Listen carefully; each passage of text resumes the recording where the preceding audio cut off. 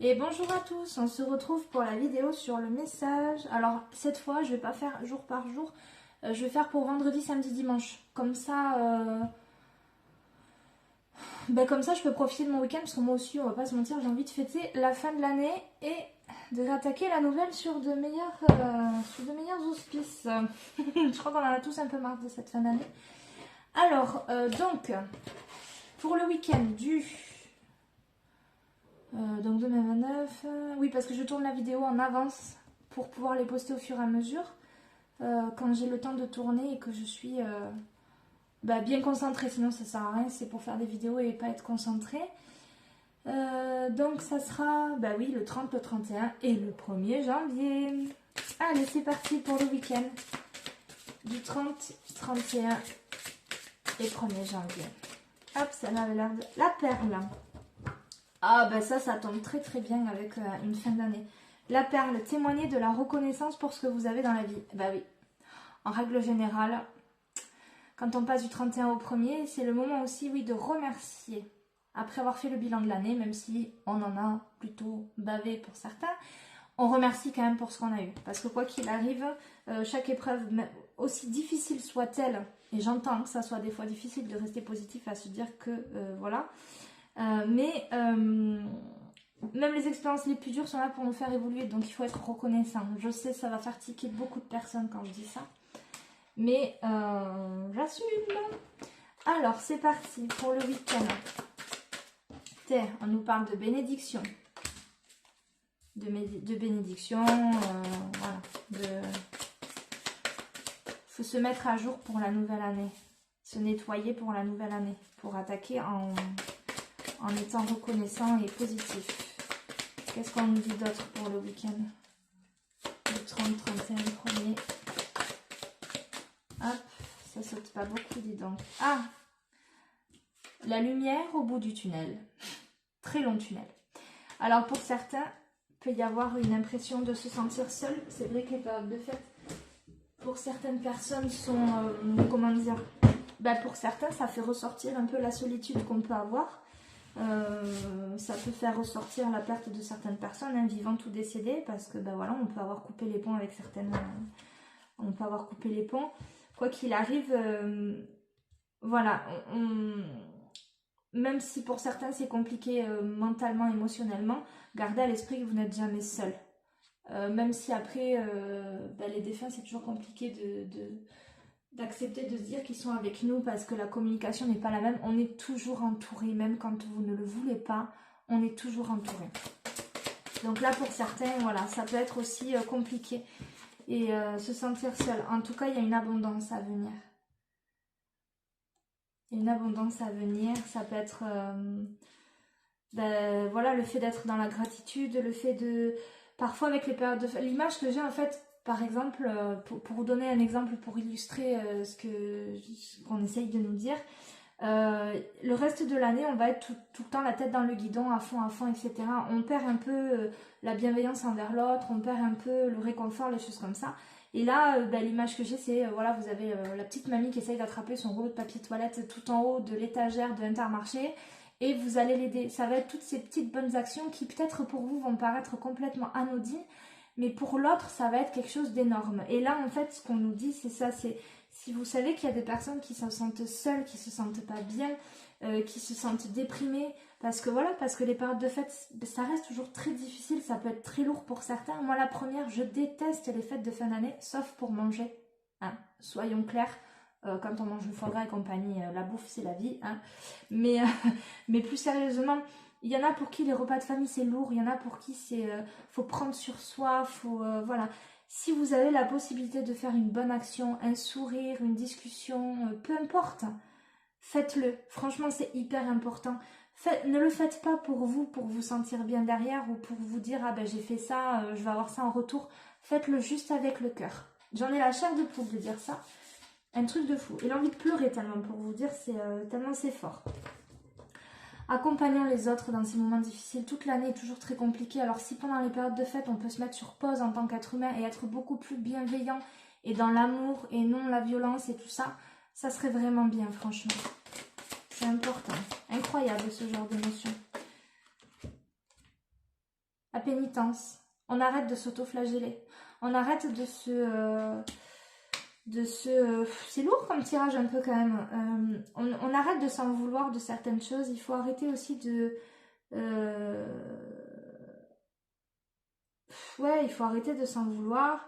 Il faut essayer de se pardonner, de pardonner aux autres et de rester dans des énergies plus positives.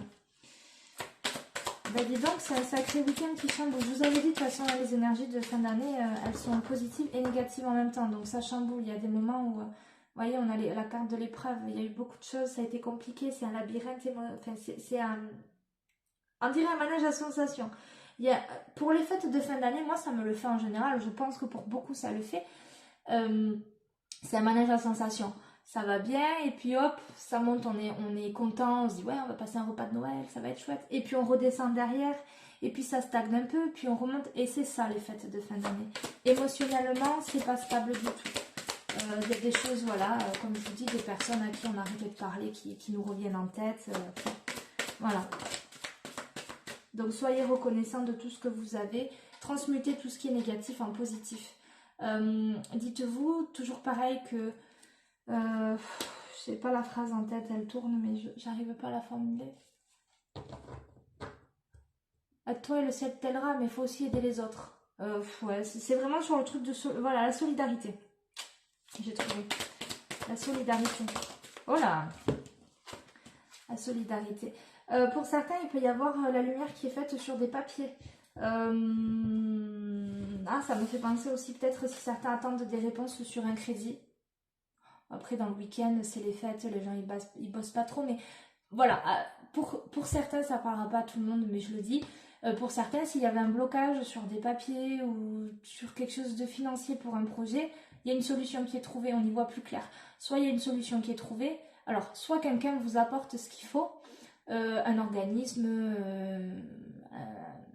un associé non prévu, peu importe, soit vous allez avoir une illumination et hop, vous allez trouver une solution. Il y a une histoire de papier et de voir plus clair sur des papiers, sur un projet et sur l'aspect financier, ou en tout cas le fait que le projet arrive à fleurir. Voilà. Hop. En tout cas, il faut être dans un bon mood. Il faut être équilibré sur le plan émotionnel pour se sentir bien.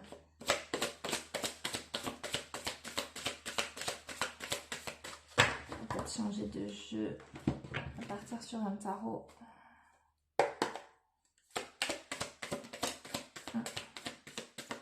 Toc, toc, toc. Qu'est-ce qu'on a? Oui. Alors là, ce qu'on nous dit clairement, soyez comme la reine de bâton. Alors après, si vous êtes un homme, c'est pas parce que c'est une reine que ça s'applique qu'aux femmes. Hein. On parle pour tout le monde, c'est général.